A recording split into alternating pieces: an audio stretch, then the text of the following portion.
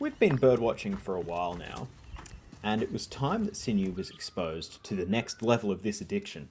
The fact that expensive camera and high quality footage requires a high quality computer.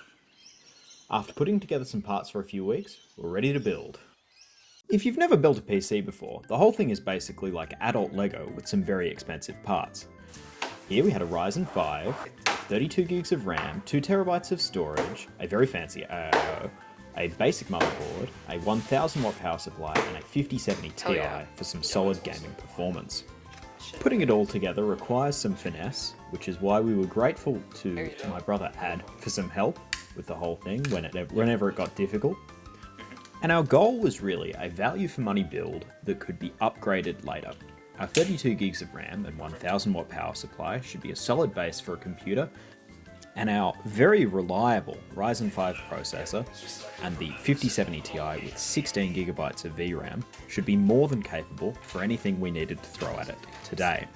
While I normally like to go for an AMD GPU for best sort of cost per frame, we did need an Nvidia card so Sinew could tinker with some AI programs.